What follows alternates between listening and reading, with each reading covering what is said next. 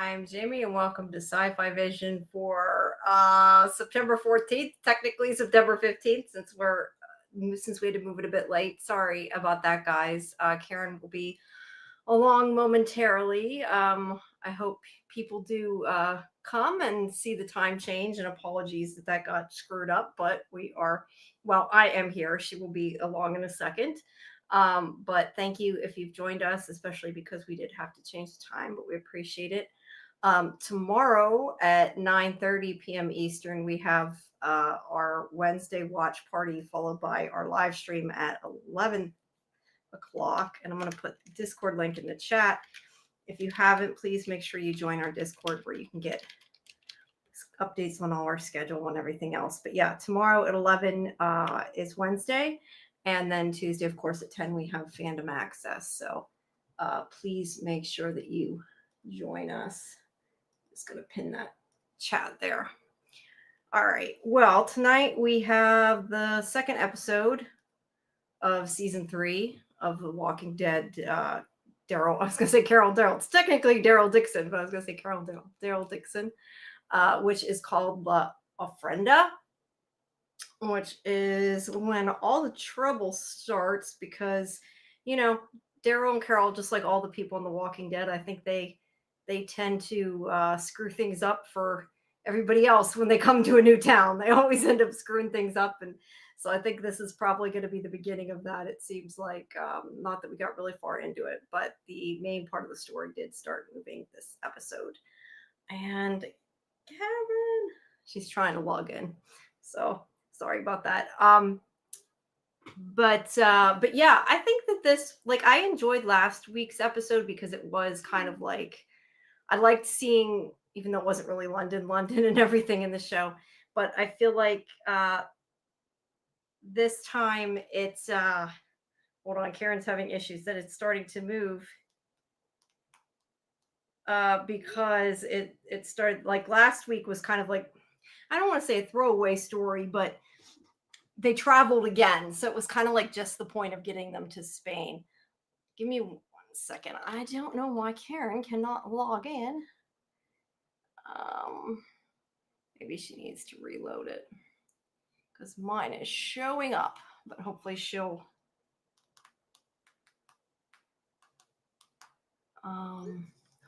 get it figured out because I really don't feel like talking here by myself. But sorry, guys, we're just having lots of tech problems tonight. But yeah, as I was saying, last week I feel like was a departure that was just to get them to Spain.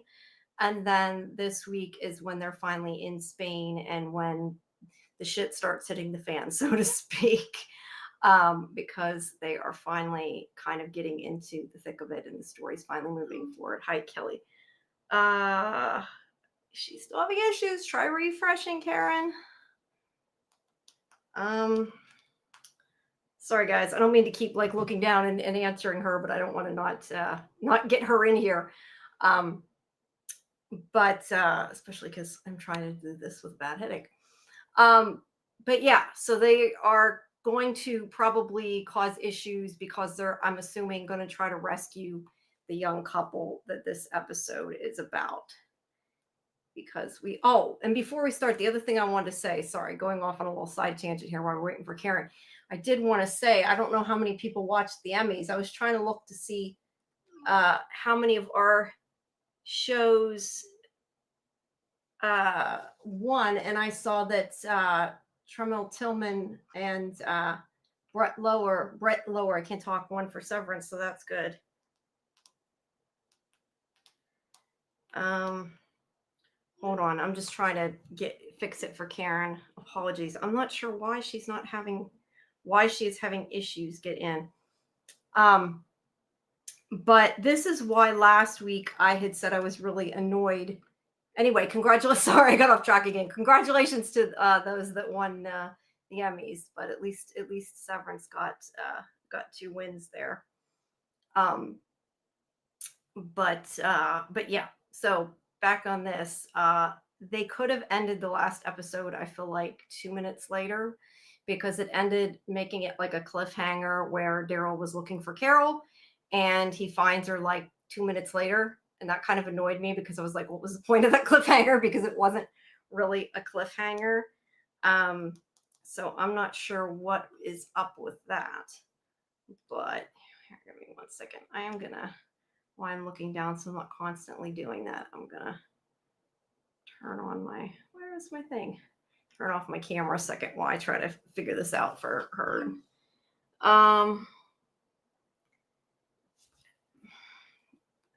But yeah, so Carol has stayed to pay attention to, whoa, there we go. I heard her come in. All right, we're good then. Hey, okay, now she's muted. This is just going so well, isn't it?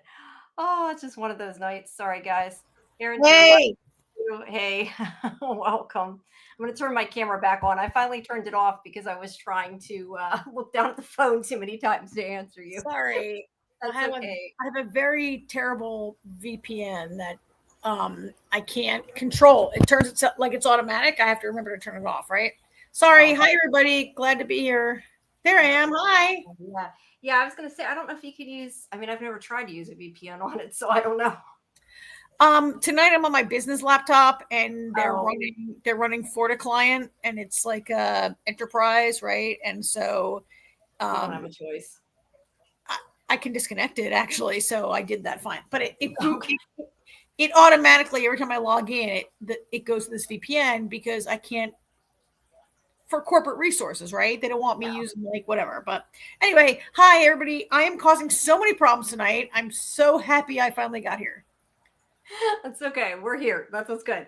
I was saying about how it annoyed me last week. I had just gotten a little bit into it, saying how it annoyed me that they had that cliffhanger, and then like 2 minutes later he finds her, and it wasn't really a cliffhanger. Like I don't know. That annoyed me because it was like a non-cliffhanger they didn't need to do, and I get they want to put a cliffhanger, but it wasn't really a cliffhanger. So I don't know, for whatever reason that annoyed me. So last week, Jamie, you said, I wish it ended 2 minutes later. And I know you made a mistake and you meant 2 minutes earlier. But when I thought about it, I was like, oh my God, actually 2 minutes later would have worked better. Right? Yeah. Like you misspoke, but actually it turned out that like literally the scene opens and here's Carol and it was like a totally fake cliffhanger.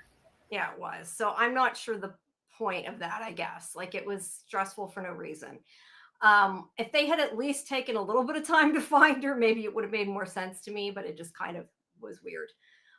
But yeah, it's the point is she kind of, I guess, wandered off and she's busy staring at this couple that are, let's see, his name is Roberto and hers is Justina.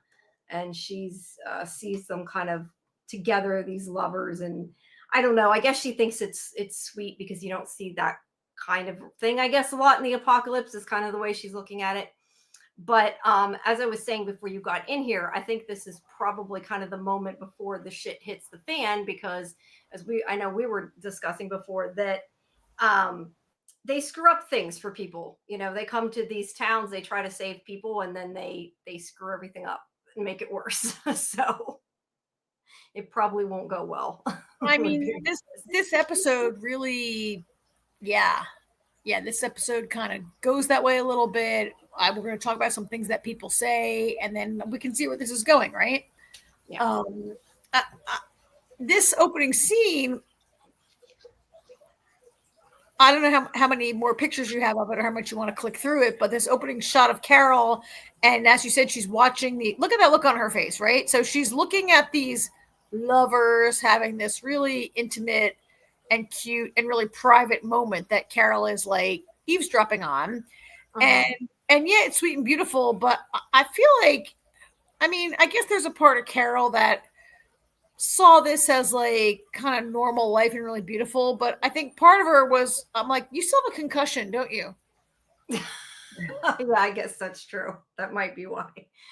Because she was just a little like too much into looking at it, and she had this look on her face, and she was a little ooh. I felt like she was still maybe a little woozy and still a little like feverish and sick, and she didn't have any. Like Daryl comes up and he's like got his bow and he has a little more sense of like awareness, and yeah. It That's was what I said. sweet. I don't know if it's just kind of like this moment of innocence, I guess, that you don't see a lot. Yeah, yeah, I get that. Yeah. But yeah, I'm not sure that it was like this big thing. I mean, she has seen people be together in the apocalypse. It's not like she hasn't. But I don't know. Young love, for whatever reason, she's taken aback by it, I guess, is the idea. But They're awfully cute, but they are a little careless, right? Especially when we learn later in the episode where they come from when they're trying to go. This yeah. maybe was reckless, but young love, what are you going to do, right? Yeah, but they should have kept running instead of stopping to make out. But other than, it Stopping provided to, the stopping to opportunity make for out. this to happen. Well, that's basically what happened. They're Yeah. kissing, and it's like, Yeah. why? But yeah, Daryl comes over. He does find Carol, and he, kind of like, what are you doing? And they see the kid. By the way, this shot, man. What of Daryl? Yeah. I love Daryl Dixon. You love Daryl Dixon. But this is one of the shots where I'm like, could his hair ever be clean and cut a little bit, right? Like, He does need a haircut. He does need a haircut. I would agree with that. but look, he's great character and it's part of his mystique and part of his whole thing there, right? His hair's a little snapey in this shot. When you said he needs to clean his hair, I thought the same thing as Snape. Snapey, but look, there's not a lot of shampoo. You ever see that movie, The Book of Eli, with Denzel Washington? And there's this subplot about how like this warlord gets a bottle of shampoo for his wife's beautiful hair, and there's like only one bottle of shampoo left in like the world. Like you can't find any shampoo ever. And so I get it, right? These people are not like in the apocalypse. We're not going to be clean and fresh. No, we're not. But yeah, I get your point. It does seem like that. But yeah, he is kind of not as, I guess, interested in watching them as she is. But they don't get to talk very long because we hear, I don't know if this picture shows me or not. Yeah. I think there's three of them, three men. They hear a truck coming by, and these guys get out and they come down, and I think they grab their pack or something. I don't know. They come looking for them. It's kind of unclear whether they just know somebody is there or if they're looking for them in specifically, because I don't think they say their names or anything, do they? I think they're just kind of calling after them.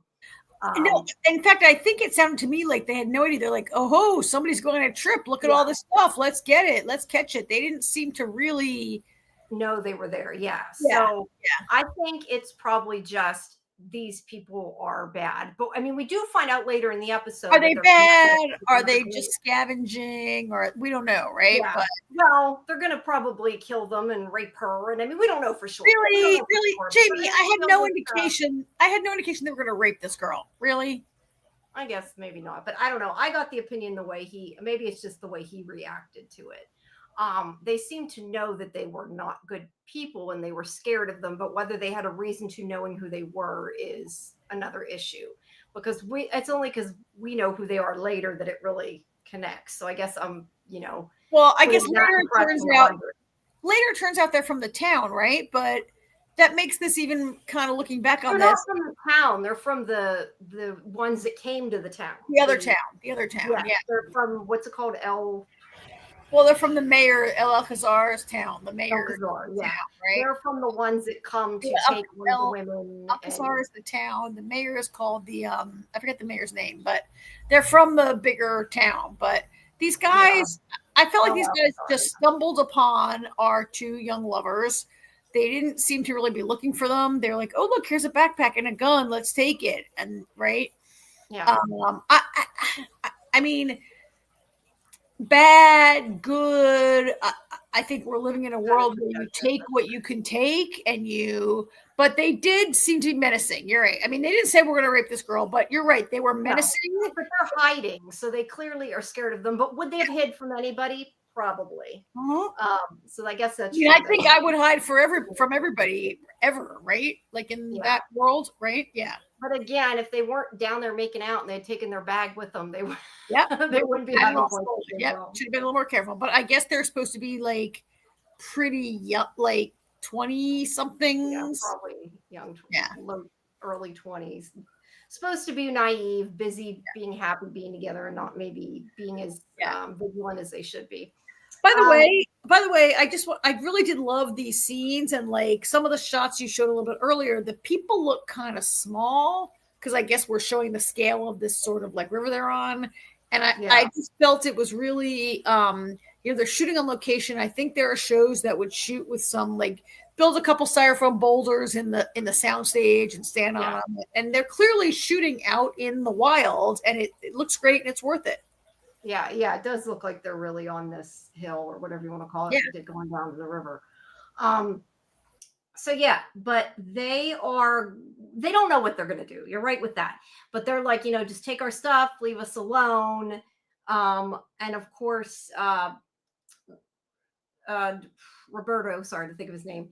He I think he goes to stab the guy, right? He like swings his knife. Yeah, he swings it out like he's going to try to go at his neck or something, which was probably a mistake and just going to piss this guy off more.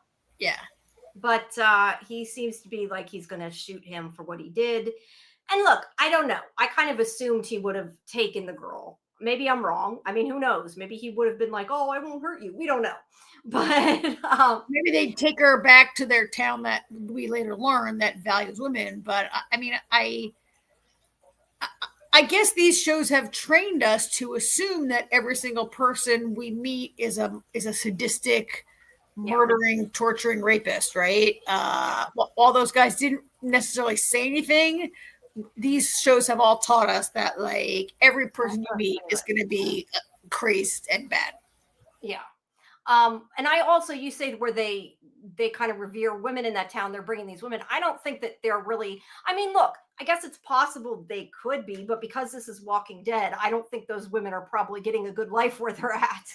I'm guessing not. That's the story they're pitching throughout the episode. Yeah. So we really don't know, and you're right. But the point is when he goes to shoot the kid, Daryl shoots one of them, and they're kind of like, what's going on? Because they don't know what to do, because Daryl's just suddenly shooting the bad guys. I'm saying because I'm saying against Daryl, but he shoots them. Yeah. He shoots three of them. Yeah. Oh, sorry. Three, right? Yeah, I think he does shoot three. And then this other guy comes down. I thought I had a picture, unless it's Daryl. I guess I didn't get a picture of the other one. But this other guy starts to come down, and I wish I did have a picture of him because we see him later. But one guy comes down, and he sees Daryl, and he shoots. I think he shoots back, but he runs is the point. He runs, he gets back in the truck, he gets away. So they think it's safe. I think as viewers, we probably know we're going to see this person again, whether we saw him today or not. We would have probably guessed we would have at some point. But he gets in the truck, he goes off, and Daryl and Carol saved them. But before this happened, I believe it was, I want to say it was before this, before they started shooting, Daryl was talking to Carol, like Daryl was going to rob them too. And I don't know how I feel about that, because look, it makes total sense. And I get they need the food, but I also kind of feel like this is a show where Daryl and Carol, to me, are supposed to be the heroes. And the fact that Daryl was like, we'll just take some of their food and steal it from them, rather than like approaching them and trying to trade or asking them for it or saying, hey, look, she's hurt. Because in any other season, I feel like they would have talked them into giving it to him, not just tried to steal it. I don't know. I felt like that. And I felt like, to me, it was a little bit too much of a shift the way Daryl's acting in this one. He's like, oh, yeah, let's just steal the food from these poor kids. I forgot about that he was like, oh, let's see what they have. And Carol was kind of like, oh, don't. When the truck came about it. Yeah. And he wasn't like, let me ask them where they're from, what they have. Like, you're right. He was kind of like, let's take some of it. And he was going to go steal it. And I mean, these are young and kids. Then, like, it. Yeah.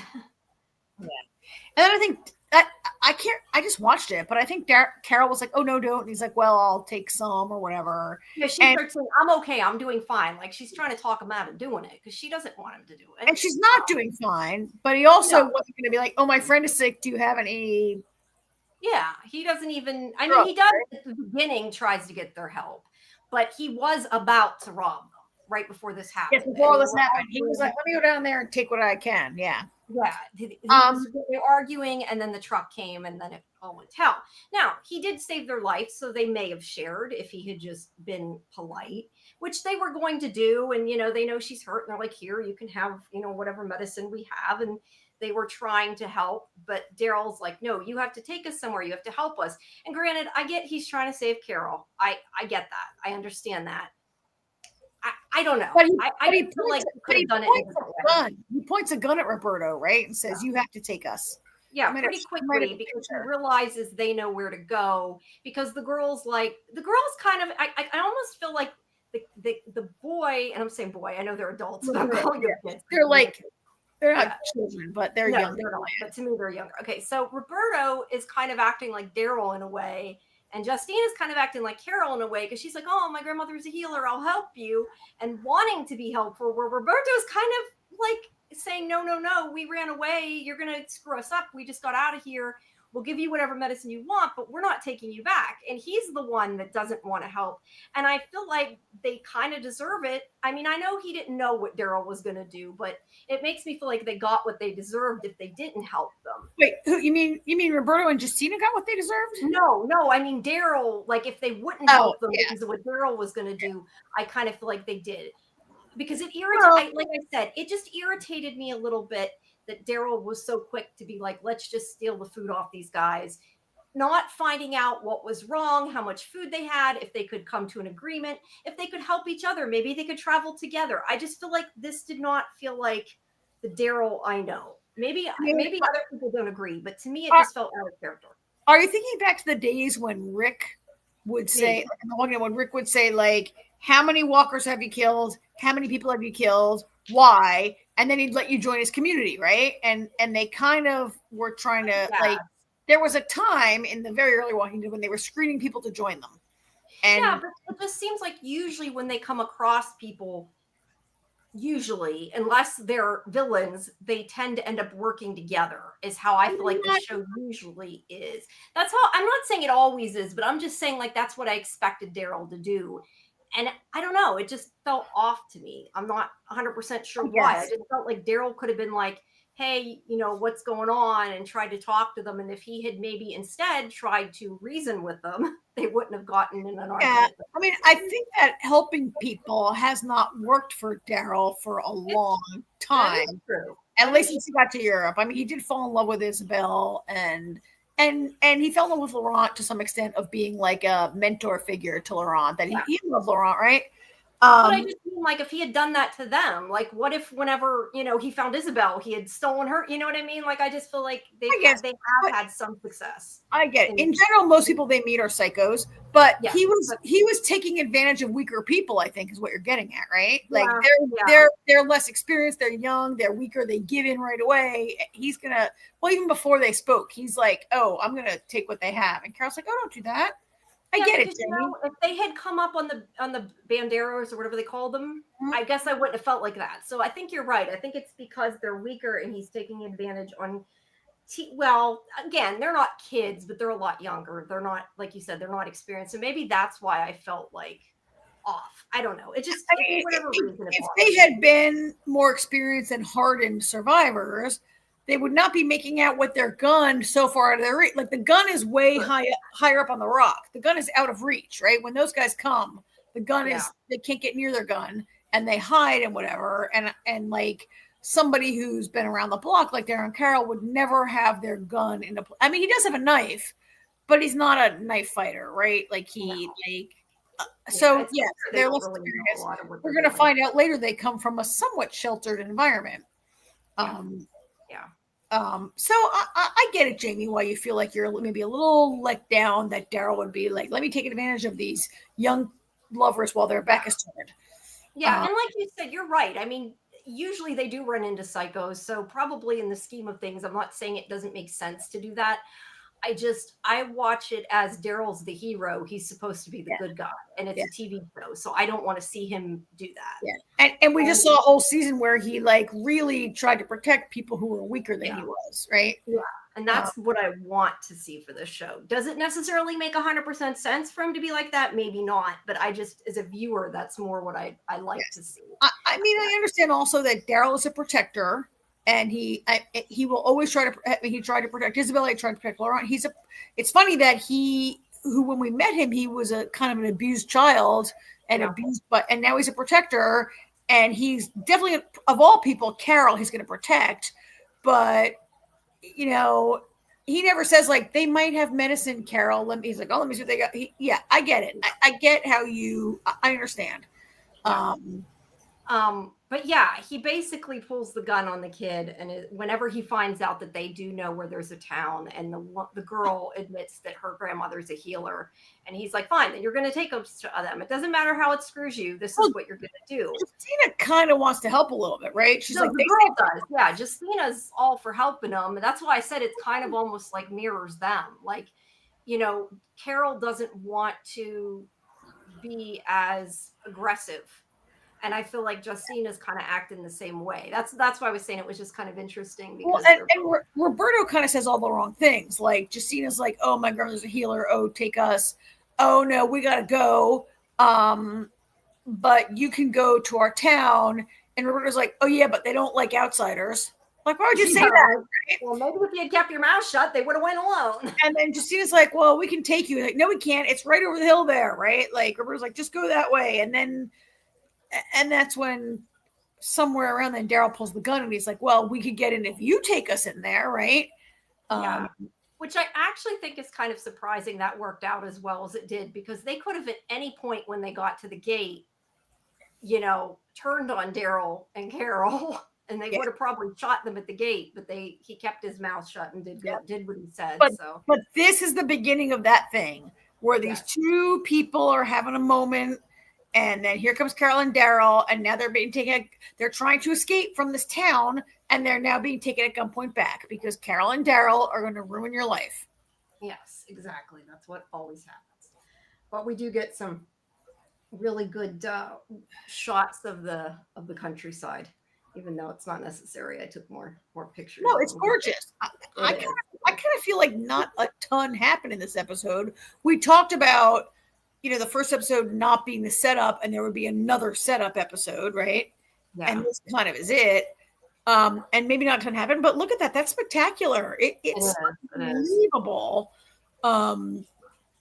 Yeah. And I mean, you can tell. I don't think that this would have came out as well if they tried to recreate that. All of it. I mean, they did with the London street, but not that much happened directly in London. Yeah. So it worked. Kelly makes the point that Daryl did save them, and you're right, he did. He was about ready to rob them if those people hadn't shown up. So ultimately, would they have been better off if he just robbed them and went on his way instead of making them go back here, right? Probably if he robbed them and took off. But these guys showed up chasing them or whatever. And I mean, I do appreciate he at least saved them where other people might have been like, it's not our fight. But Yes, you're right. You're right. And I think this is maybe what Kelly means also. He could have just let those guys capture them and take them away, and he and Carol hide, but he made the effort to shoot all those guys with his arrow and save them. Yes, he did. Yeah, he did. In the end, he did. I also feel like if he didn't, Carol would have stepped up and tried to save them and gotten herself killed. Or Carol would have been like, shoot him, right? He didn't even wait. She would have intervened if he didn't. I feel like he did that. So they get to the gate of this place, and we meet, I think her name's Paz. I want to say Kaz, but I think it's Paz, isn't it? Paz, P-A-Z, Paz means, it means, it's a common name. It means peace in Spanish, and it's a common woman's name, Paz. I see. Okay. Well, she's at the gate, and also the other thing, and I don't know if I have a picture of them here, if you can see them or not. I think I do. Yeah, they have these huge, zombie heads. They're masks. They're masks, right? They're masks, but they're really big. So I don't know if they're like pinatas or I guess they're masks, but they're really, they're big when they show them. So yeah, it's a little strange. I mean, we find out a little bit later what they're for, but yeah, it's weird. And I don't know if that's kind of like a Day of the I know it's not Day of the Dead, but I'm wondering if that's kind of why they're celebrating it like that. Because to me, it's a little strange. They have these huge zombie heads that they use during their celebration, but it's neither here nor there. But yeah. Sorry, go ahead. Now, and we're going to find out later, so we can talk more about it later. But here they come into the front door. Yeah. And Justina does tell the Paz and the other ones there, hey, we were attacked by bandoleros. I want to say it right, bandoleros, bandits, basically. I think that means.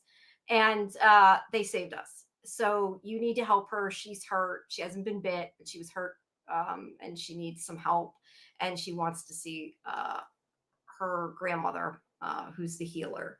And because they did help them, they're willing to let them in because it's clear that they know, they're listening to the kids. If they weren't there, they never would have let them in. But they've put their guns away so they can't see that they're holding them hostage. And they agree to go to let them in. And this guy's name's Gustavo. He lets them in as well. So this whole town is walled off from the walkers. Other than they have, and I don't think I got a picture of it here, but they have walkers at the entrance kind of like as a barrier to keep people out, which we've seen before. But the whole town's walled in, so they're relatively safe. And so it's not uncommon in parts of Europe for like really old ancient cities to have city walls, right, around them. And so I guess it appears to me from what I saw that they are ancient city or old, like hundreds of years. The city walls from whenever it was built in like whatever century, it's an advantage. They've been able to close them with a gate. Yeah. They didn't have to build like a whole, like, remember at Alexandria, they were like building up all these like barriers or like this was a village that had it's kind of terraced, right? It's built up. I mean, this is how a lot of European cities were built, for the geographic advantage, right? Yeah. But the point is they're relatively safe from the walkers. Yep. And they got this really cool gate with these spikes on it, right? And it's neat. Yeah. But they do have, I thought the walkers were on the outside, but I think the walkers are on the inside. But they have as protection as well. But they get to, the people pull guns on them, and Daryl's pulling a gun on them. But she talks to her uncle, who is, he says, like the mayor. He is the translation he uses. He says he's like the mayor. His name is Federico. She calls him Uncle Fede. That she begs him to help Carol since she did save them. And he does agree, although he does not agree right away to let them stay. But Daryl's like, just till her fever breaks, and they beg him. And because his niece begs him, seems to be the reason, he at first says they don't let people stay there, and he's just going to give them medicine and help her and send them on their way, which still is nice. But he doesn't want him to spend the night because he's like, we have no room for you. But this other guy that's there, Antonio, I think I haven't gone far enough. Antonio's here somewhere. He offers to let them stay at his place. There he is, Antonio. And so he's like one of their uncles or something, right? He's Roberta's father. Roberta's father, yeah. So he finally agrees, and he's like, you have 2 days, and then you got to go. So he does say that they can stay and let Carol get a chance to get better, since they did save his niece. Because, I mean, Antonio here's right. He's like, they saved our kids, let them stay. So, he talks them into it, and they were allowed to stay for the time being. So in these couple of scenes leading up to this, when they first come into the town, do you remember, and you have a shot of it, and that's fine. Do you remember when they were walking through the town and we see like people sitting in a street cafe playing dominoes and kids playing soccer, and like, or is that coming up as they walk through next? It just was such a normal kind of environment, right? Like I feel like I've seen those shots of so many. Yeah, that's why I said they're fairly well protected, which with Daryl and Carol getting there, that's what I said. It worries me. It's all over now. It's all over. But it's all over. They're safe for now. They're walking through it, and Daryl hasn't. I mean, Daryl's been in France for 2 seasons and hasn't seen that in a while. I don't know when they, like, it was a really like kids running around the streets, and it was almost like, I mean, it was kind of like Alexandria back in the day when that was walled, right? Or any walled community that like we've seen. the Commonwealth, like they're Yeah, yep, yeah. protected. Totally like people sitting out in the sun in a cafe table having a coffee or whatever. Yeah, It was otherwise you pretty don't see great. that very much in the apocalypse. But Yeah. I mean, we do find out after, like they have things because these people are giving them gifts of this kind of stuff as part of why they have all this stuff. But yeah, they give Carol some medicine. This woman here is Fede's mother. So she's the grandmother of well, I guess she's technically, can she still, yeah, I guess she could still be the grandmother of Justina. Roberto. No, Justina. Oh, She's Fede. Fede's mother. Fede's Justina's father. She Fede is is her uncle. So Fede's her uncle. Okay. I not can't the keep them all straight, but yeah, the grandmother. yeah. I kind of loved her in this episode. I thought she was gonna be like a nobody, and then she has like a couple of great lines in Spanish, right? You mean Justina or you mean the mother? The grandmother. Oh, okay. Yeah, she does. She does later.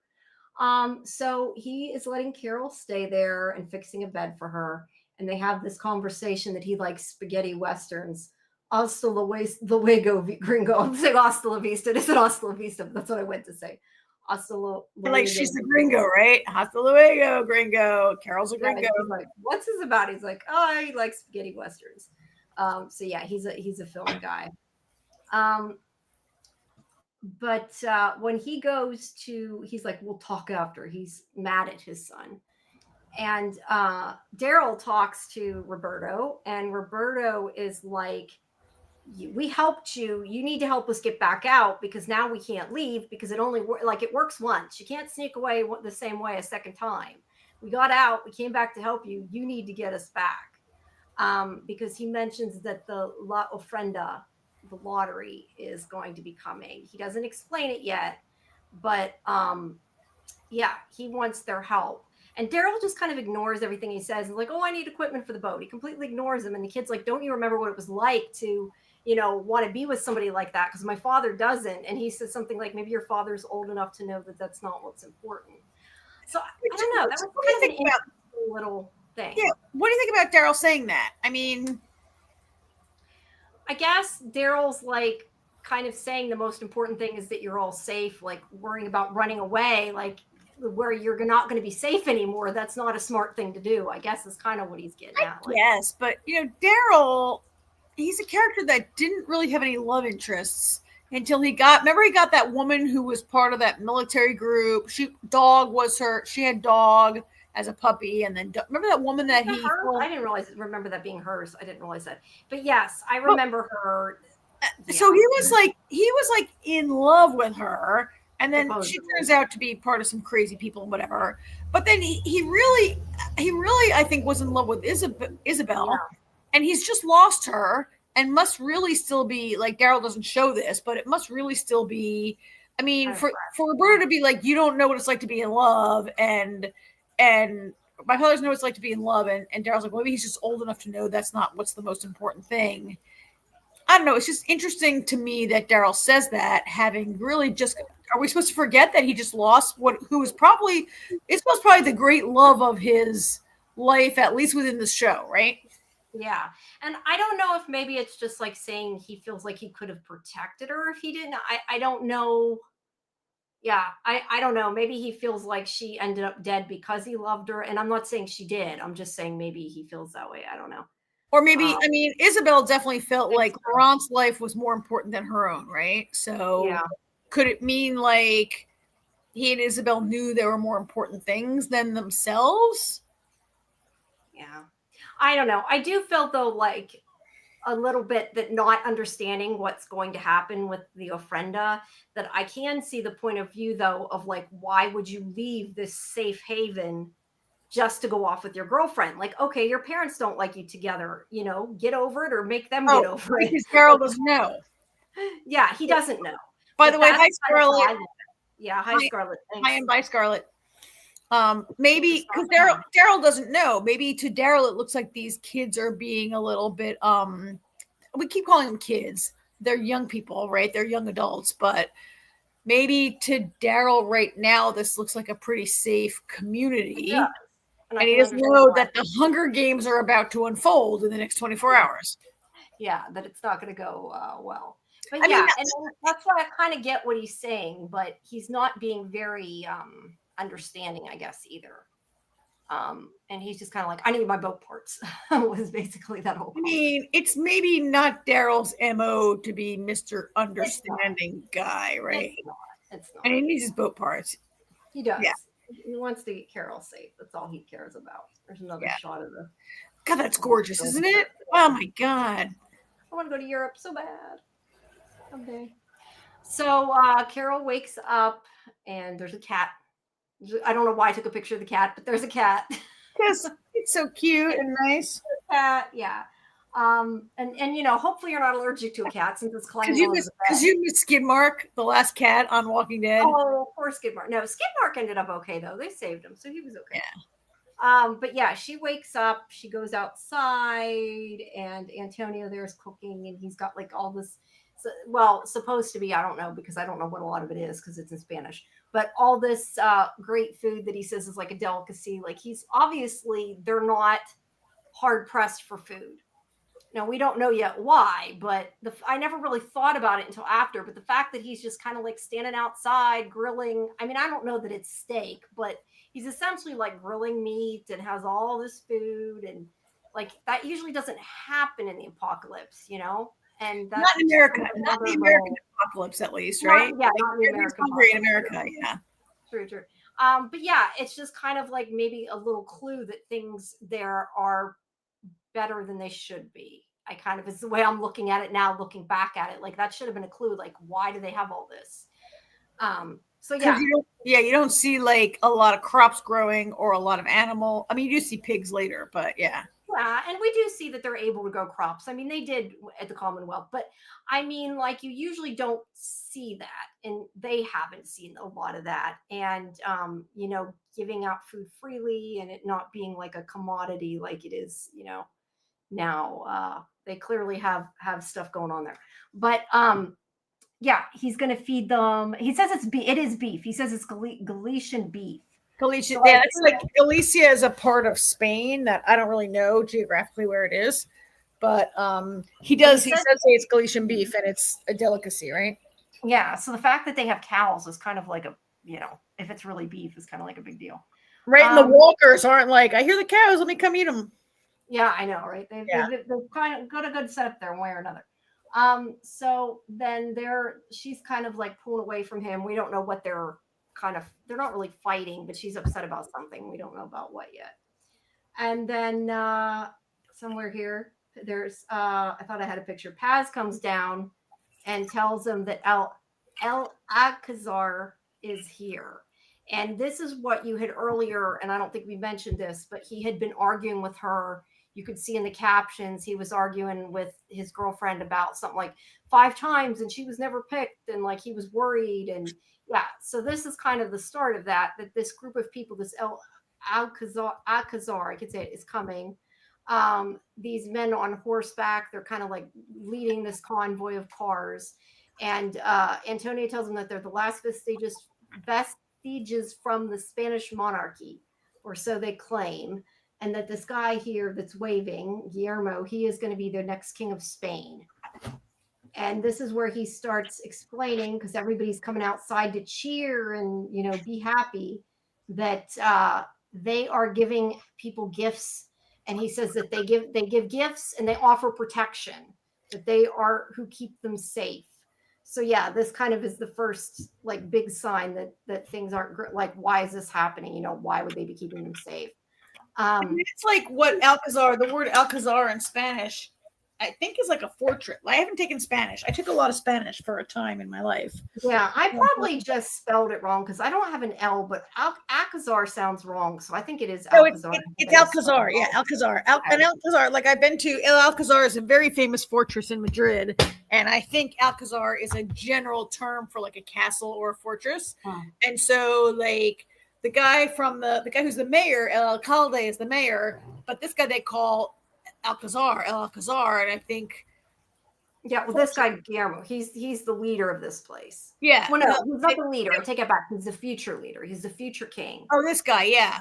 But like the guy who comes, Alcazar, like the word meaning fortress, he's like the like he's like they act like he's a protector, but he's sort of like a Yeah, I think the whole group of people's called Alcazar, though. I think that. Oh, I mean, that's so, what they're they calling call it. like the town they're from is Alcazar, which is like Yeah, because okay, his name's Guillermo. I looked up his Guillermo, name. yeah, Guillermo. Well, this guy, yeah. Yeah. And I somewhere have a picture of him. He comes. Maybe I don't up close yet. Well, he but brings the yeah, he gets out, and also this woman who's got a veil on. beautiful girl who's like his future. He says my future queen, right? Yeah, she gets out, and it's quite clear. And I thought I took a picture. I didn't, but Paz, it seems like, knows her. That is kind of what that whole scene is about. She's kind of shocked that she's there. Seems to be. Yeah. But yeah, these people are coming in this convoy. There he is there, and he's like, "We're gonna feast. We're gonna have a party, and then tomorrow's Ofrenda." And they're all cheering. Everybody's happy. And yeah, like I said, Antonio's saying they're bringing us gifts. They bring us protection. That's what they see this group as. But that does not, does not necessarily make sense as a viewer. Like, something else is going on, obviously. But we don't know what yet. But yeah, he says that the next day is Ofrenda. And Roberto, it's episode 2, and nothing is as it seems in episode 2. Right. Yeah. But Roberto tells Daryl that this is what they were running from. That's here. Yeah, he's like, "Oh, we almost got away. Thanks a lot, man. Now it's here. Now they can't leave." And then there's also this guy. Oh my god! Right? This is the guy who's like, "Where's my daughter? Why has it been 5 years since I've seen my daughter?" Yeah, what have you done with her? What have you done with her? Punishing him by stretching him there on that. It's insane. Device. It's insane. That's like medieval, right? It is. And it's a sign that, I mean, it's not just a sign. It's a huge flashing red light that this place is not great, and this guy is not what he seems, because they punish a guy for. I mean, this is crazy, right? And then they show them adding rocks, right? Yeah, and he won't. And this could easily, though, he's like, make it heavier. Like he's well, and this will, if it doesn't kill him, it will maim or disable him for sure, right? Yeah, because they're stretching him. This is like a medieval level of torture. It's torture for sure. Yeah, definitely. And Anthony Samuel, yes. Tremel Tillman won, and also, from what I could tell, Britt, what's her last name? Britt. I'm blanking. I suck really bad today. For Severance, so Tremel Tillman. Yeah, I couldn't think of her last name. Britt Lowry. Yeah, won like a supporting actor award, and maybe Tremel. Yeah, she won the lead actress, I think. So Samuel says, looks like they're building a casta system. I don't know if casta, or you mean caste system, and you spelled it wrong, or a casta system is a thing also. I haven't heard of. Yeah. He was saying earlier that a man was killed in the Salem witch trials in something similar. I don't know, because I don't know a whole bunch about the Salem witch trials, but it's from that time, I guess, as well. This kind of torture thing. I mean, it is like a really bad, and it's like in the town square. It does feel very sort of like medieval or a feudal system, or like being tortured in the town square as a warning to other citizens about, don't be like, where's my daughter, or whatever's going on, right? Like, he's being tortured for speaking. Really, right? Yeah. Yeah, basically, because he started questioning them. Sorry. Did that, I didn't. I was going to say, you did that this time. I didn't touch it. That's the Spanish term for it. He said, so that's Spanish for cast, I guess. Yeah. So yeah, but they're saying that they're going to go party right now is what their plans are. So we'll find out more about that. Daryl gets some beans. That's not really important. He's like, get some beans. Daryl gets some beans. Daryl gets some beans to have for the hot dogs. But he's busy helping set up while he talks to Paz here. He helps. And there's this scene where I don't think this is yet. This is not it now. Message, but I don't think that's it yet. First we see the girls, the women, the young women. Oh yeah, they're like embroidering. Yeah, they're all getting dressed up. They're getting their hair done, and they all have those ribbons with their names on it, which we don't know yet what they're for, but they have those ribbons, and they're all getting done up because they are going to be paraded around in front of the men, basically. Yeah. And, well, no, I mean in front of the men, in front of one man. Well, I don't know, because I assume they're taking the one who gets chosen back to some man at the Alcazar or whatever. Yeah, really, I mean they're being pretty. So two things happened here in the scene where they're sitting around embroidering and getting dressing, getting their hair done. It reminded me a little bit of Gone with the Wind, where the girls are all like they take a nap during a big party and they're all getting ready. There's all these girls in a room together getting dressed, and they're like, their finery or whatever. And then, of course, this is what I'm saying about Hunger Games. It quickly goes to the Hunger Games where they're all like putting their names in a thing to be chosen, right? And no one's happy. They pretend they're happy, but no one's happy. Right. Because it's supposed to, we find out that it's supposed to be this great honor that one of them is going to be taken back to this city to be married off to one of the men. And this woman comes who's like the future queen, and she's like, "Oh, Jamie, what beautiful earrings. Oh, Karen, what beautiful braids." And she's like complimenting them all on their beauty. And they're you can tell they're all kind of like, shit, don't notice me. Don't look at me. I'm not beautiful. I'm not going. Don't pick me. Right. They're all like, It's very kind of uncomfortable and weird. Right. Yeah, it is. Did you get a Hunger Games vibe out of this whole episode? I haven't really thought about Hunger Games, but I see that now that you're saying that it is kind of. They don't have to fight each other to death as far as we know, but the way that this woman comes. This reminded me of like when they make it like it's an honor when it's not. Who is the woman who's in it? The woman who it's not. Is it Amy? It's not Amy. Rachel McAdams. No. Now that you said that, it's Effie. Her name in the show is Effie. I can't think of the role. And she comes and she's all beautiful and she's making it like, oh, this is so great. You're so honored to be in this lottery. It's so wonderful. And everyone's like, oh yeah, that's great, right? It gave me that kind of vibe here. Well, yeah, I totally see that. But yeah, they're getting all dolled up. I mean, I still think they're going out to kind of parade them among the men that came, though, to some extent. That's how I felt. But you're right, they're going to some. I feel like they were being paraded in front of the whole town, a la Hunger Games, and one unlucky girl is going to have her name chosen, right? It's a lottery. Yeah, I guess you're right. It is among the whole town, not just among the men. But it also made me think of that. I mean, all these women were there. Their mothers were there. It wasn't the men. It wasn't. No. I mean, when they go out in the town, but you're right, because one of them's going to leave. The whole town was there. It doesn't matter. Yeah. But she sends a note to Paz there, some kind of secret note. We find out that she gets. So somebody gives her the message, and they look up at each other. So they clearly know each other. Might be something going on.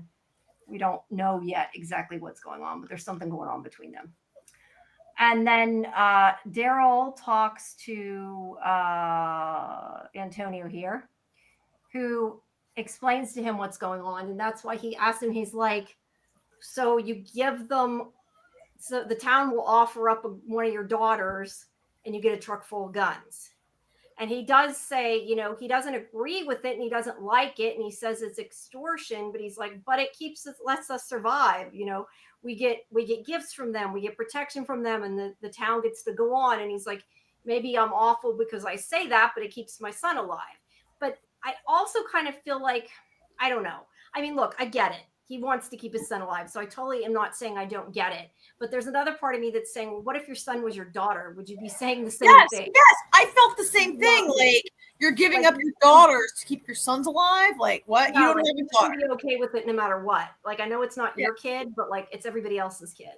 Well, I also felt a little bit like this is how we stay alive. I don't know enough about it yet, obviously, but I kind of felt like, of all the guns we have seen floating around The Walking Dead, how hard is it to get a gun in The Walking Dead, right? Like, they're safe in that town. They're safe behind the walls. Do they really even need all those guns right now? Like, I mean, food maybe, but like, I don't know. The weapons to me. You definitely need some. But you're right. From what I saw, I felt like they act like they're so weak and they need this protection, but they don't really seem. Right. But that's, I guess, why they've been strong. I guess we don't know enough. Maybe they were super weak and dying and starving when this started. I don't really know. We don't know enough yet, but you're right. I agree with you. I think they're also giving them food because they said gifts and they had like a trunk of like stuff. It looked like wine and shit. So and all those pigs. But I agree with you. They didn't seem like they were needing that much help. Like their whole town. I would have maybe bought it a little bit more if they were being blackmailed or something. Like if this was like Negan's group coming in, like I don't know, because it made me wonder, like, why are they agreeing to this? And granted, look, again, I get it. Yeah, the people that as long as it isn't your kid, it's protecting you. But like they're putting up with this and they're okaying it. I would have bought it a little more if they were a little more on the edge of starving. Like they're all like, oh, we're out in the street cooking up all this meat and garlic. Come taste it. And it just like maybe if they were a little bit more on the edge. Like if I was gonna try to keep you paying tribute to me in exchange for guns, I would keep you on the edge of success at all times and never really. This town seems like I feel like it depends whether you're going with the carrot or the stick. Like if they're kept happy, that sometimes is a reason too. Pay protection money or else. Yeah, it might be. Yeah, I think it is. And your protection money is a girl every year, right? Yeah, and it's one a year, and everybody else is kept safe. So that's the way they've learned to live. I mean, it's just like there's other movies where like they sacrifice a girl to a monster or something. I mean, we've seen this before. It's not like this is King Kong when they were given up, or we hear about the like it's not the first time this has happened. But I just like I appreciate that he's saying I know this isn't okay, but at the same time I'm kind of like. But you're okaying it by not because you don't have a daughter. He's like, I keep my. You're right, Jamie. He's like, it keeps my son safe. I thought the same thing. I'm like, oh, but what about the daughters? Oh, so you don't have one, so therefore you're not going to fight it, and you're just going to be like, okay. But the truth is, if you didn't have a daughter, how many people would accept it if it meant they and their family were safe? I don't know. But nobody knows what happens to these girls, and I mean. I think they're told that, oh, they're going off to a better life. And I think they want to believe it and they're getting themselves to, I hear them coming. I think they're getting themselves to believe it and making themselves believe it, but I don't think they do. But I think that it's easier if they believe it. You know what it kind of made me think of a little bit? In The Walking Dead, Negan, when he had all those wives and all those women supposedly told me like, oh, I agreed to become Negan's wife. Sherry left Dwight to become his wife to protect Dwight, right? Yeah. And none of the women were there. Like Negan was like, oh, these women all come of their own free will, but none of them actually, they were all kind of coerced. And it just gave me a little bit of a Negan feeling at some point also. And his harem, Negan's own harem.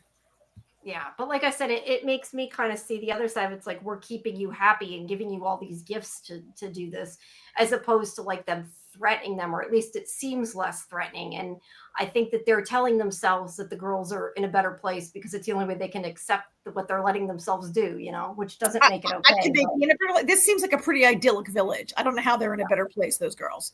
No, they're not. But I mean, I think that they probably have to make themselves believe that, or they're monsters. No. The girls aren't in a better place. The whole village is in a better place because they sacrificed a woman. Yes. But I'm just saying, if they could get the woman is not in a better place, that makes it easier. You know what I mean? I don't think anybody is thinking they're saying it because the guys have come from the town. I don't think the one guy was like, where's my daughter? Where's my daughter? It's been 5 years, right? Oh no, her daughter was taken. Yeah, they're definitely not okay with it. But I don't think anybody's okay with it. I think they got to put on a brave face while the visitors are in town. Right. I'm just saying it's a lot easier to look the other way if they don't think about all the bad things that could be happening. If you only have a son. Yeah. Samuel said, I think Negan might be infertile, no kids with all those wives. I never really thought about that. Fair, yes. Fair, yes. A good comment, Samuel. Yep. You're right. Well, hey, Negan finally had a kid, right? So. Oh, you with Annie, yeah. Yeah. So they are going to now have the pig race, where basically they tie a ribbon around each of the pigs' necks, and the fastest pig wins. And that is the girl that will be taken. And she's praying and hoping that she's not chosen, because she's gotten through it 5 times already somehow and hasn't been chosen. And it ends up being I don't have a picture of her, but it ends up being Alba, which is the girl that just it was her first time. She looks very young. She did look young. And again, like Hunger Games, at a certain young age, you got in, right? Like, she looks pretty young. She looked older and then she looked younger, but yeah. And then like Alba's called, and then you see that like Roberto is a little relieved, and so is Daryl. Daryl's like, oh, we dodged that bullet, right? Because it wasn't Justina. Yeah, so that and that's kind of my point. Like, that doesn't make it okay, which is why I was saying, like, they have to kind of accept all like, Daryl's knowing that something bad's going to do it, because I kind of feel like, Daryl, okay, so this girl's safe, but what about the other girl? She's not safe. Do something. So I didn't love this episode. It feels like we're kind of rehashing how they washed up in France, got in a fight with a bad government group, and feel like they should help the locals. Well, it's in a different country, at least. It's in Spanish instead of French. But yeah, you're not wrong. I get it, Silver's Channel, and it's not that different from what we've seen in maybe some other, if not The Walking Dead, maybe Fear the Walking Dead, or some other like. I mean, I think it's a given that they are going to try to help these people, and like we said, it's probably going to make the town worse off and get a lot of people killed. But I mean, I would assume that they are, even if Daryl wasn't acting like it earlier, they're still the heroes of the show, so they're going to have to try to do something. But they need to, like Silver Channel's right. You're right. They get in a fight with a bad government group. They feel like they should help locals, and their way of helping locals is to destroy the entire town. And so while the bad leadership is destroyed and people are so supposedly free, but are they like their life is ruined, their town is ruined, everyone's dead, right? Like this is probably where it's going, because this is what always happens when Daryl and Carol show up. It is what always happens with the ones on The Walking Dead. Very true. We do hear here that 2 pieces to take out of this scene. One is that Paz gives another name for the walkers in this episode, Los Huecos. I guess you pronounce it Huecos, Los Huecos, the hollow ones, because they have no heart or soul. And she talks about using them to patrol the walls to keep them safe. And she also admits to Daryl that she used the walkers as a way to sneak the kids out until they fucked it up. Basically, is what she says. Until Daryl screwed it up. She's like, we planned it. She says we planned it for years. Years they planned it, right? For years. I missed that part, but yeah, I think she says years. I think she says we planned it for years. Yeah, and Daryl blew it. Yep. So yeah, I do kind of like that. Like they come in and people are not like so grateful. Like, and we're going to talk about some more things that happen in this episode, and people aren't like, "Oh, thank you, Daryl and Carol. Yes, we just need one great leader to rally us, and we'll rebel and save us." Yeah. You know, like people are like, I feel like when it came to like Negan, they kind of needed that because they needed somebody to overthrow him. But in this town, no, most of them are okay with their way of life, or at least they're trying to be okay with the way of life. Doesn't mean it is okay or that it's good, but they're alive. And yes. I just don't think it helps Isabel or no one else stayed along for the ride. I don't feel like I get attached to new characters knowing quickly how these new characters go. Yeah, I kind of agree with that. And I don't know why they had to get rid of Isabel. We said this last season, like, why not keep her along with Carol for a while? Why did she have to die? Like, Laurent, I got it. He left for America. Like, it was supposed to be he was going where they wanted him to go. But she could have hung around a bit. Yeah.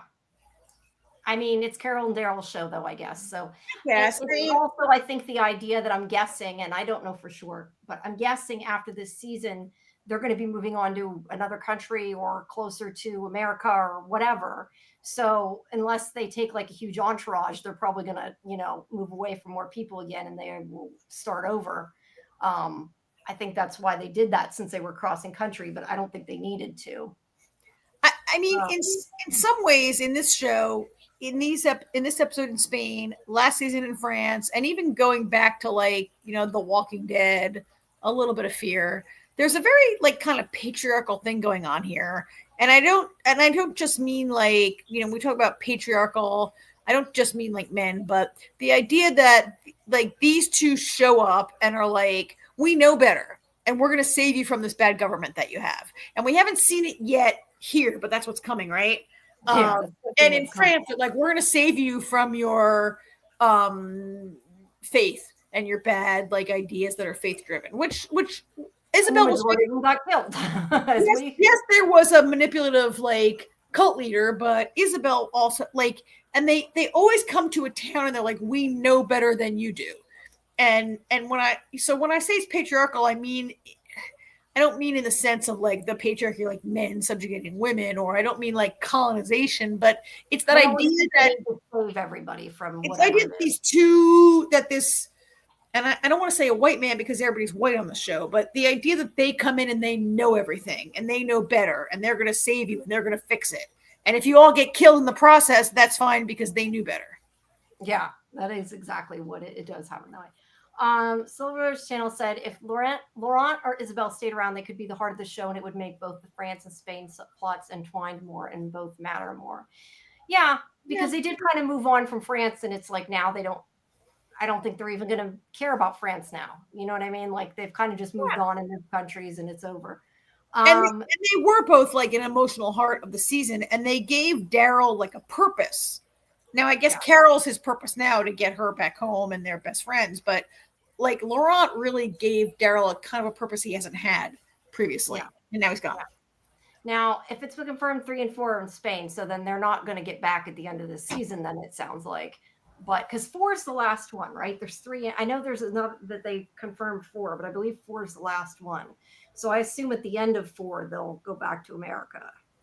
All right, and I think I maybe appreciate that they're just going to float around Europe on boats and planes all the time and fly home. Somehow they're going to miraculously find their way home, right? It should be hard. Like, I get it. Season 3 and 4 are both in Spain. Like, it should be hard to get home. Yeah, it should be. I would agree with that. But yeah, either way, she does basically say you screwed it up us getting them out of here. Yeah. And he does also see her sneak away to be with, I think her name's Elena. Here, and they have this conversation where she talks about this girl that came to the Alcazar, however you say it, and she talked about her village and about this friend she had, and she realized that she was talking about Paz, and that's how she knew she was there. So she asked her husband to come with him on this journey so she could see her, basically. Well, no, she didn't ask her husband to come with her. She asked if she could come with him this one time. Yeah, isn't that what I just said? No, you said she asked her husband to come with her. With him, I meant with him. Yeah, sorry, I meant with him. Like she was going. He was going, and she actually said. She then says, like, you don't know how hard it was to get him to let me go, right? Yeah. Yeah. So, she's like, so these two were like in love or whatever, right? Yeah, they definitely seemed like they were lovers or in love, and they got separated, and now they're trying to sneak off. And are they trying to sneak off? I'm not sure. Well, they're trying to sneak off to have a private conversation. I don't mean sneak off to sneak like off. Like escape, yes. Yeah, and Daryl's watching them, but he can only see Paz. He can't see who she's talking to, right? Oh, I don't know. I assumed he saw her. I didn't know that he did. No, I think the whole time. I think that every time they showed it, because this is a little, they sneak it from this dinner, right? I think every time the wall was blocking the woman on the right, I forget what her name is, and he could only see Paz. He couldn't see who Paz was talking to. Yeah. All right. That makes sense. I'm trying to reload this here.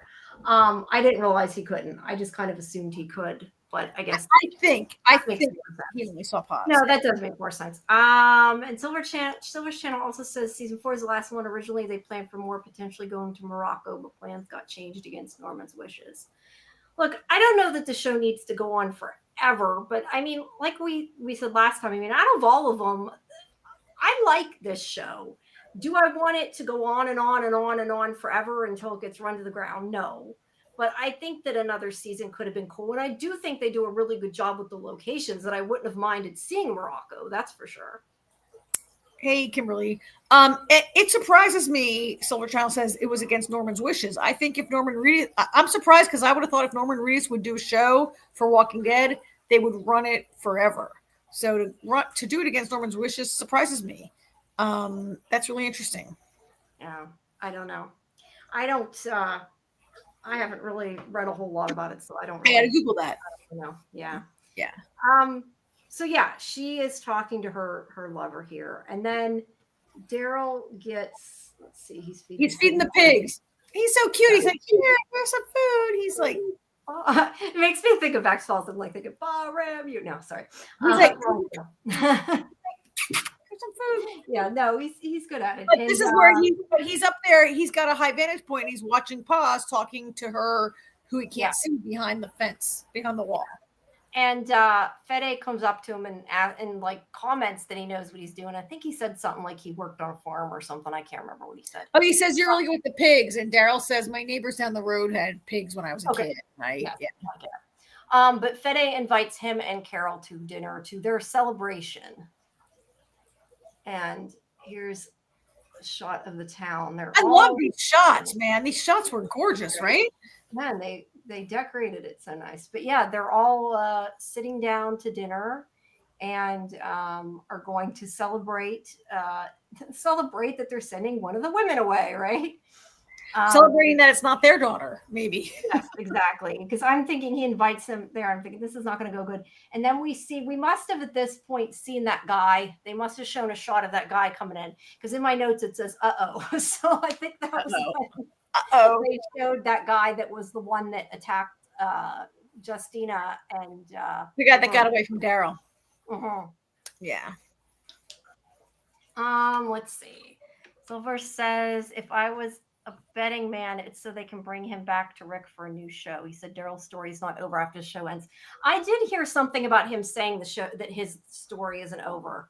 So, I hadn't really thought about that, but yeah, maybe they're making another one. But I thought that Andrew Lincoln was done, though. I thought that kind of was understood that wasn't coming back, but maybe I'm wrong. I don't know. Hey, if they connect the two, I'd be fine with that. I mean, I don't know. There are plenty of the ones that lived. I know you didn't like the ones that lived as much. I like the ones that lived a lot. So I'm okay with that.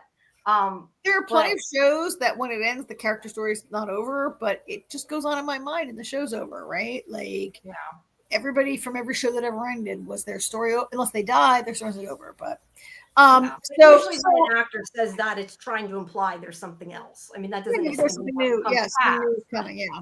But it's definitely implying it. I don't know. Daryl and Carol are still my favorites, though. Like, I love Rick and Michonne. Daryl and Carol are still my favorites. Silver said Andy's not done. He talked about wanting to do a new grounded story again. Denai also talked about her ideas for the next story.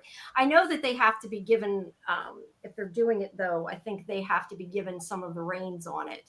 Because that was the only reason I believe that they agreed to do the ones that I think Denai Guerrero did some writing on the ones that they got to control over some of the story. Talented playwright. Yeah, and it might be why the story was better too, because they got control over it instead of it being all other people that maybe are not the best at writing the stories. Yeah. So yeah, it could be. No, you're fine, Silver. You're fine. Comment all you want. When I'm in that chat, when I'm not on here and I'm in the chat, I right now stop. Anyway, this shot, these scenes are gorgeous, and throughout this scene and the next day and all the festival stuff, it really felt very it felt festive to the point that I'm like, why are you all so happy you just sold a girl off for no reason? Not for no reason. That's kind of where I was saying, like, it's not that they don't think it's bad, but I feel like that you can convince yourself of things to be able to accept them and deal with them and not be like depressed over it. Like, they know it's bad. They know that the girls aren't going in a good place, but I think that maybe they've convinced themselves that I mean, I don't know what they know, but it's part of their culture. And like for century, I mean, there's part of this episode that like this guy's the future king of Spain and the old ways are the best. And like for centuries and still in many parts of this world, women are married off for reasons other than love, right? Women have been and still are, and children are married for I mean, romantic love is like a invention of the last two. I mean, marriage only for love is like a 200-year-old thing, right? Yeah.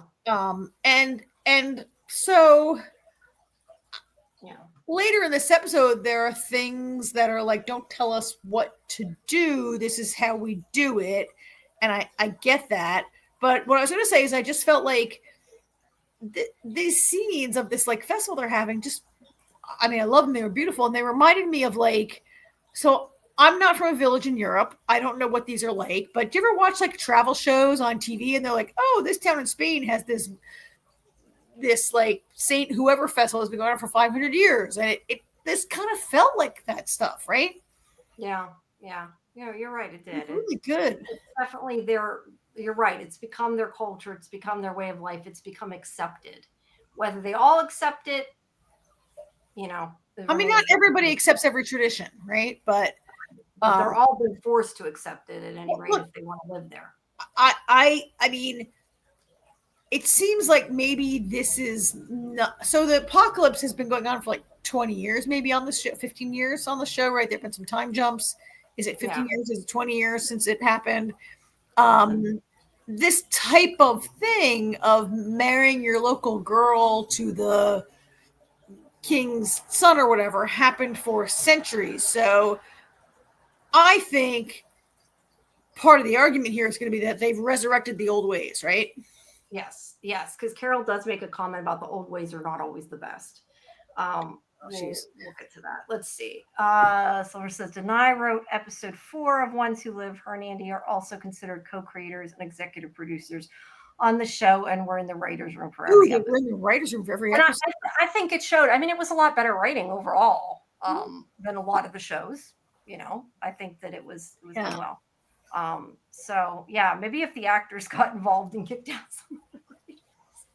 Sorry, I'm being disparaging towards the writers, but we do sometimes complain about the writers on these shows. So, but yeah, so they're having this dinner and they're supposed to be celebrating the fact that the girl is getting taken away. Fede starts asking about how they got there. They kind of talk about the boat and everything. And Carol says they want to get back to their people. I think Fede says like, "Oh, you must want to get back, right?" Like, and Carol's like, "Yeah, we do." And Guillermo asked about news from your world, and I love Daryl's like, "It pretty much all sucks, but England sucks the most because there's nobody there." Yeah. So yeah. I mean, he's not kind of wrong. He's not wrong. Fede talks about worrying that strangers got there, but he's like saying, "Oh, Justina told them about them and how they've done this and that and this." And I feel like that part was like Justina talked them up, and now he's talking them up to the Alcazar, so they're not pissed that there's like more people like involved, and he's trying to make it like these are very good people, and he doesn't want a problem, and he's kind of. Did you feel like that? Like I felt like it was being overdone because they're not normally there, and he's kind of worried that they're there. So he's like, "Oh, these are great new, people that we met. Outsiders are not welcome. Even about them." Like Roberto warned him in the opening scenes that outsiders are not welcome. Right. But I mean, even him talking it up to Guillermo, I feel like he was saying all these good things about him to make him like, "Oh, that's why we let these people in." Like, but they're not really ours. So I don't know. I just thought it was a little. He's wanting trouble. Yeah. So, he's saying that Justina said all these great things about him. And then this is where Carol says it's a great place, but their traditions are surprising. And I love that Daryl just completely tries. I don't know if I have a picture of it. I guess not. Daryl tries to get her to shut up. And when she starts talking, he's like, what's he say? El puerco. El puerco. El puerco. That is Spanish for pork. He says, pass el. Well, he says porco because he doesn't know. He says, he says el puerco. He says, does he? I thought he didn't know how to say it. And they were. He says el puerco. He's probably heard the word before that day. He says, pass el puerco. And I love when the grandmother passes it back and she says, por favor. She says, say please. Yeah, right? Like he says, say please. But he does it twice. Whenever Carol starts talking, he like talks over her. Give me this food. Like he's only doing it to try to shut Carol up. Yes, because she needs to shut up. And she, as Kelly says, she wasn't taking Daryl's hints. Yeah. Silver says, I think Carol was a little out of character correcting their culture. She's a judgmental person, and I get that she has lost a lot of children, but I would expect her to be sneaky like she was at Alexandria or Kingdom, putting herself first, not jeopardizing herself. I I get why she does it, but I think Carol's a little too brave here. I think that maybe she should have thought before she spoke, because it could get more than her in trouble. It could be the concussion. It could be. I mean, I have to agree with Silver's Channel. She is a judgmental person in general. She is. Carol's judgmental. But yeah, maybe be a little sneakier. I agree. But she's correcting their culture. I mean, that also, you come in and you just immediately decide they're wrong, which is what they do all the time, right? That's what we were talking about earlier, right? And she doesn't know what kind of delicate balance she's upsetting or whatever. She just comes, she's like, oh, this is like, she's openly and like, you don't do that when somebody's invited you to dinner and they're important table, challenging the table. Like, I've been in, like, I used to travel a lot for work, and I've been in so many places where, like, okay, so like I could get away with it if I came to your house and I was like a jerk to your dad. It would be pretty shitty, but I wouldn't be killed for it, right? But like, she's like being a jerk to her host at the table, and it is so rude. I mean, right? It's so rude and so. And it's worse because that guy's there. Like that, this is like a big, important celebration they're having for those people that came in, and she's like being disparaging. Silver agrees with me. He did say it wrong. I honestly thought he said Porco because he didn't know, and they were he was just trying to say anything to get her to shut up. I thought he said it right. I thought he said a Puerco. I don't know. He says Porco and they say Puerco and correct him, huh? Probably, yeah. I thought he said Porco. I can't remember whether I looked at captions or not, though, to be honest. I just watched it like an hour ago. I can't believe I really thought that. Thank you for correcting me. I really thought he said El Puerco correctly. I figured it was just showing that Daryl doesn't have class, and he doesn't have manners to some extent, which he doesn't, because he doesn't even say thank you. But more than anything, he was doing to shut Carol up. I mean, it just wasn't working because she wasn't, like Kelly said, she was not taking the hit. Silver said she was also irrational in season 10 after losing Henry. Maybe this reminds her of the trauma of losing her son. But if that's the case, it needs to be in the writing. Yeah, I'm sure she is thinking about her kids, but. Well, she lost her children in very different ways, right? Like, I mean, like Sophia was turned, Henry was killed by Alpha. Yeah. She had a kid that. And I get it. She's kind of like, you guys are giving up your children voluntarily. Like, why would you do that? And but how could they not be there's no evidence right now that they're being given up to be killed. No. But they're still giving them up to these men that they don't know. Well, you keep saying to these men, they're sending them to another town. You're acting like it's a big married off to a man. We don't know they're being married. They're being sent to another town. Well, and we don't really know something like to be given to the men. It says something like they're giving them as wives. It says that at some point towards the beginning of the episode.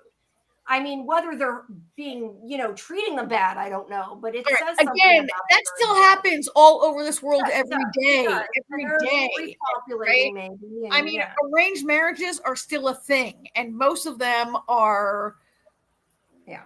Some, some, yes, they're loveless. Some are like a bit, like, I mean, it's not what we do in our country in our part of the United States, right? But it like marriage is a business in a lot of places still. Yeah, you're right. But I think like being sent away and like your father doesn't hear from you for 5 years is not a good sign. Right, exactly. But I guess Carol, like as we're saying, Carol's making this assumption that it's like, again, it does seem to be against their will. It's a little creepy, but for Carol and Daryl coming in there and just being invited, like you want favors from people. You want Carol to be cured, and you come in, you're like, oh, your lifestyle is terrible. You guys are whatever. Let me, I mean, she doesn't say it. Daryl isn't saying that. She is. No, but she's snooty and judgmental, and she says like, ooh, the old ways are not always the best, and she's a little snooty. She's judgmental. She's what is Silver Channel said, or Kelly said earlier. Somebody said she's she's correcting their culture in a way that is not. They don't really have information right now, right, about what is happening with it. Maybe they go and they live in luxury and have a wonderful life. Maybe not. Never know. In a show like this, I kind of doubt it, but you never know. Right. So Fede here is kind of trying, I think, to keep the peace a little bit because he's like, this is an honor. What's her name? Alba's mother will say a few words, and because Alba's terrified and the mother's terrified. Yeah. And thankfully, when she can't speak, Justina stands up and talks for her. I don't think I got a picture of that. But Yeah. Justina talks for her and is like, we love her. She's been honored and all this. And she We knows wish how her to the best, right? yeah. Yeah. Because it's kind of quickly getting out of hand. I But mean, this is what you're right. how do you think it felt, when your parents be hurt? Because also that Elena comes in and she says they get to be a good opportunity and they'll get to thrive. I'm proof. And she's like, yeah, but how did your parents feel that you were taken away from them? Well, and she's the only one they know, right? Like, you're right. It's entirely possible that every year a girl's taken away and is fed to zombies in a human sacrifice, right? Or she could just be married to one of the men of the town to form bonds between the towns, right? We don't really. She could be sent away to be a child bride to one of the men, and they could rape her every day. We don't know. Look, okay, they're not. They don't. Most of them don't appear to be children. They appear to be girls of a. To be fair, Justina, that was her 5th year. So the girls are obviously supposed to be younger. Like the one that got taken, it was her 1st year there. I don't know how old she is, but she's not very old. But she's not like 10. No, she's not. And I think that's why it was her 1st year. They probably had to be a certain age. Which is a 15. Look, again, it's not what we do, but around a lot of this planet, 15 is a marriageable age. Yes. But I'm just saying. I'm not saying I agree with it, but it could be taken away to give a lavish life with a husband that's doting on them, or they could be being taken away to be treated like slaves. We don't know. Or fed to zombies. We don't know. Yeah. Or we don't know yet. Let's see. Kelly says, when Paz is meeting that lady in secret, she asks her if her friend is okay, and she doesn't answer, so it makes you wonder. Yep. Yeah. She did. I forgot about Look, that. it doesn't seem good. I'm not trying to say that they ran into the first good. You're just saying we don't know that it's bad. Like in the history of The Walking Dead, this would be like the first time ever. They're like, this is great. This is fantastic. It's not going to happen. But right. But from Daryl and Carol's perspective, I just think Carol's jumping the gun a little bit, right? Yeah. I wonder what the big twist of this king is and what they do with the women will be to make it unique from other bad governments in The Walking Dead. They're probably a breeding colony, but I don't want to admit it yet. Yeah, I don't know. Hopefully, whatever it is. That would be maybe too obvious. Like, this show is going to go for some. It's not going to be that obvious. Of like, oh, let's like repopulate the planet. We've seen that before, right? Yeah, I guess we have. I'm trying to think which one, if and what we've seen before, but yeah. Either way, they want their women. We're guessing because of this show, it's not a good thing. But then we see after because you don't meet the boy. Like, they don't bring a boy and say you're. Yeah, if they brought the man there, it wouldn't be. And be like, we need a husband for this really hot young nobleman. Yeah, it would seem a little less. I don't know that it would make much difference, but it might make it seem a little more. More honest. Yeah, I don't know. So here's Carol running her mouth. Who's eating there, and this is the guy that got away from Daryl. And Daryl sees him, and he like very, very conspicuously steals a knife from the table. I'm surprised nobody noticed. Daryl's all sneaking around, and then he's just I gotta go do. I forget what he says. What does he say? He says he's gonna do something. He's like, gonna go check on things and make sure everything's okay. Like a really lame, thing he's saying, because he doesn't want to be seen, because he knows that guy saw him. So that's the idea there. And then get around. Fede's mother, the one that saved Carol, is basically like, you come here, we've helped you, and you're like complaining about our culture and telling us we're wrong. Like, she's right. She's basically saying, how dare you? But she's trying to do it in a not as rude way, because she's like, you come back to us when you find something better. Thank you. I think she was right here, right? Right, yeah. She's like, you show up, you pass judgment on us, you like stay out of her business. And I'm not sure Carol has seen a town that works better since she overthrew the Commonwealth. Yeah, the Commonwealth is maybe better, but they're not able to get back there. It wasn't better until Carol and Daryl like broke it down to bring it back. Yeah. Commonwealth was messed up. You know, right? though, I was thinking of what you said. It does make me wonder, though, if it's like it is sort of to repopulate, though, because like otherwise, why is it only the young women? Like, why isn't like all the women, right? I don't I don't know. know. I I don't know. mean, I just was thinking about it. It doesn't matter. I just was because they're the most beautiful and desirable because they're not married yet because they don't have kids okay. yet. That's a good point. Yeah, maybe if they're married, they wouldn't take them. So like maybe all she had to do was get her uncle to agree to let her marry Roberto, and then Oh, everything would yeah. have been fine, right? Kind of doubt it, but otherwise, I think they would marry their women off, right? So Daryl follows these people while everybody's busy celebrating, and there's some of those huge masks there. Those were cool. They are cool. I'm still not sure about them, but yeah.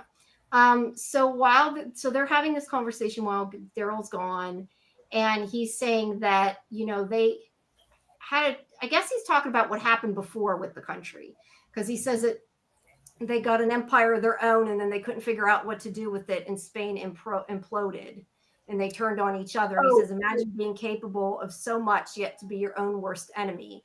And he says that his duty is to protect his people from every threat, even themselves. I think I don't know if that's supposed to be a veiled threat to Carol, like if you do something that's going to put them at risk, I'll come after you guys, or if he's just honestly being like, this works for us. I'm not entirely sure. I think he was talking about the scope of Spanish history. Like when he talks about Spain ruling the world, I mean, I feel like he's talking about the Spanish Armada back in like, when was it? They defeated in like 1588. Like Spain ran the world in like 15 something. Spain and Portugal ran the world, right? And then he says they turned on themselves. And I thought maybe he was taking us up through the Spanish Civil War in the 20th century, right? Right. But he says that they need to he's protecting his people from every threat. And something like, even if it's from ourselves or something to that effect. I just wondered if this is sort of him like threatening Carol, if you guys screw our way of life, we'll come after you, or if he's really just trying to explain to her this way of life works for us. I'm not entirely sure. I think I thought that he really believes what he's saying, and he's trying to explain it. Okay. I mean, he's trying to explain it, just trying to tell her. Like, I don't think he cares. I don't think he's really trying to convince her. I don't think he cares. I think he thinks he's saying he thinks they're going to leave, so he probably doesn't. What he says is the truth, and we trying to justify the way their life is now, right? And saying like, I mean, or is there a little bit of like, look, Spain has been a country for like 600, I don't know how long, since at least like the Columbus came out of Spain in 1492, the 1300s to 1200s. America is a 200-year-old country. Like, don't tell us about history and culture, maybe. Don't tell us how to run our town. We've been running this place for like 1,000 years before America, everybody thought of America even. Yeah. And 2 Americans show up here and are like, you can't do this. Yeah. Sometimes Americans think they know everything, right? Yeah. Silver says breeding colony is an interesting idea. Have we seen that? Like you said, we've seen that, but I'm trying to feel like, have we really seen that? I guess I've seen it in a lot of other shows. Not necessarily Walking Dead. I don't know. Yeah. Fede in this community reminds me a lot of Alejandro and the La Colonia in Mexico. Kind of suspicious leader who celebrates Day of the Dead and just wants to protect his people. Now remind me, which I'm trying to think what that was that the guy that pretended he was bit, or is that a different person? I don't remember. Oh yeah, because that guy, so Nick's girlfriend is from there, takes them back there, and the guy who's running the kind of religious leader, he pretends he was bitten, right? And he can heal people and stuff like that. Yeah, was that who he's talking about? Or he? I think it's a he. I'm not sure. Yeah. I think we've seen the opposite, killing the population off and ones who live so that they have less to feed. Yeah, that's true too. Yeah. Well, but these people seem to have enough food that they're not concerned with that. So I mean, I guess when I think of breeding, like in Mad Max, there were women who were forced to breed in the Mad Max series, not in maybe the original Mad Max. And in other kinds of apocalyptic shows, we've seen in fact, we did see, remember when Carol and Ash flew to Greenland? And those 2 crazy ladies were like, we got to kidnap Ash and force him to breed with us and populate the earth, which was a little different because they were insane. Yeah, because it was like 2 women who thought they were going to repopulate. 2 women and 1 man. They had a long way to go. They have a long way to go. It really hasn't been a thing in Walking Dead. You are that is that with Andrew. Okay, I couldn't remember. I think I've blocked out a lot of Fear the Walking Dead, to be fair. Yeah. All right. So as this is going on, Daryl is chasing after these guys. Is he chasing? He's sneaking. He's sneaking. He kills a couple of them. He knocks the one guy over the edge, and the guy is holding on. And he's like, "Help me, please!" Like he's actually begging Daryl to save him. And Daryl, so awful, cuts his fingers off, so he falls. Like, really? And there he's like, and they continue to celebrate as this happens. I don't know, and that's kind of my point with this episode. Like, look, I get that they need to kill people, but I don't know. Even this, like Daryl, to me, just felt like a little bloodthirsty in this episode. Like this is. I thought he might save the guy. For a second, I thought he would save him. Yeah, that's what I mean. Like this is not my Daryl in this episode. I don't necessarily know what it is, but overall, like I felt like he should not have been going to steal from those people. And this, I kind of, I'm like, that was a little bloodthirsty. Okay. I mean, I get that. I mean, he had to, but yeah. So Roberto and Justina brought him in, claiming him to be kind of a hero, right? And he doesn't need this guy come. Nobody knows that he shot 3 guys with an arrow. 3 arrows. Yeah, and I mean, I feel like if he had said these are the ones that attacked the kids would have said yes, they are. But at the same time, these are people that are part of that Alcazar. If they went and accused them of something, that would be very, very bad too. I mean, I get killing the guy to silence him so nobody knows what happens out there, but I mean, like I said, it was a little bloodthirsty way. Like he could have just slit his throat and pushed him in. Well, pushed him in. I felt it was a little anticlimactic, this scene, because Daryl's like chasing them around and he finds a pit with like 10 zombies in it, which, I mean, come on. We've seen Daryl can kill 10 zombies in 90 seconds. Like, this little pit of zombies and these guys were like throwing rocks down there, right? Weren't they like throwing rocks? They're throwing something in there to be like, they were fooling around. Well, let's play with the zombies, which seems always to not be a good idea. Playing with zombies. But I was like, oh, so he sneaks all around and they've got a pit with like 10 zombies. Big whoop. I'm not really sure how this, maybe they have many, many more. Well, I think these are part of the ones they maybe had blocking the entrance or whatever at the gate. Yeah, why are they in the middle of your town in a pit in the back of the alley? Maybe that's where they keep them. They don't have a lot of room for the walkers. I don't know. It seemed a little anticlimactic that he didn't find like 1,000 walkers outside the wall. He found like 10 walkers in a little pit. But I'm sure this is going to come back to haunt them before the end of the season. Yeah. Right. Okay, let's see. So we're like the beginning of Fear. I liked Alicia. I don't know about Nick. We liked Alicia. It was a great first couple of seasons. Yeah, at the very beginning, it was good. But it kind of went off the rails a bit with, more than a bit. With when Morgan showed up, Alicia was good, though. I liked Alicia. I think the arc is Daryl is done with helping other communities because it all fell apart in France. That's a good point, too. He's very jaded, I think, right now, and he's kind of over it. So, I don't know. I just felt to me like I still want Daryl to be a hero, which I'm sure they're going to be heroes. That's what the show's about. But well, he said in like season 1, we always show up and we're always fighting, and that's no way to live. Right? He says something. I was really confused. They went from chasing him to just messing with the walkers. Yeah, I think they looked for him, couldn't find him, and then got bored. And they're like, "Ooh, squirrel, walker, in the pit. Let's do some rocks there." The walkers, yeah. But I kind of wonder if maybe Daryl could have like saved him and got him on his side. Who knows? Probably not, but we don't know.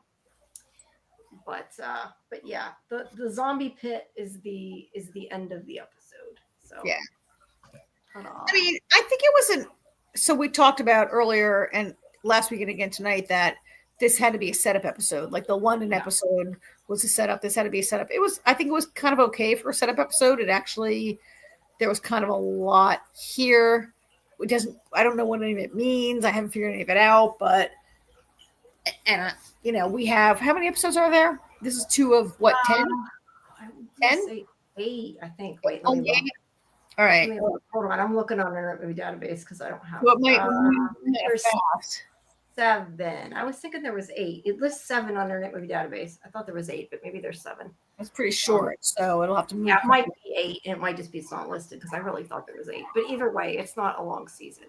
I mean, I guess what happened, I would have to, if I'm going to predict, I guess next Carol and Daryl will go to the Alcazar town, right? The next town, the bigger town, to rescue. Just putting a brighter picture. You can't because it's so hard to see what that was. To rescue women, or maybe somehow what's her name? Justina gets sent there, and whatever's going to happen, they're going to. I mean, this might be a season in which they can take out 2 towns. You might be right. Yeah. 7 this season, 8 next season. Silver says, okay. I couldn't remember how many there were, but it's a short season. But yeah, I think that they're going to try to save that girl. Whether Justina ends up there, I don't know. Well, Alba, they're going to try to save Alba, you think? Yeah, I think that Carol's going to talk Daryl into doing something. I don't think she wants to leave it like that. Daryl is kind of like, we need to go. He wants to protect Carol, but something's going to go down. Or Carol will sneak to that town, and then Daryl has to follow her. Yeah, something. I mean, look, like I said, I get Daryl's point of view too, though. He wants to save Carol, and he wants to get back to home and hopefully to the kids. And yeah, I get this, like, not our problem, let's go home kind of thing. Yeah, that mentality makes sense. Although he's the one that demanded to be taken to the town. Yes, true. But I think they should at least, and probably will, try to help the two, Justina and Roberto, escape, because it was their fault. So hopefully they'll get them out of there, if nothing else. But I don't think that this show is just going to leave like all those other girls there and leave this the way it is. I think they're going to do something. And like you said, probably destroy 2 towns. They're probably going to find out that it's like, I say things like, oh, arranged marriage is a thing in the world. And it is.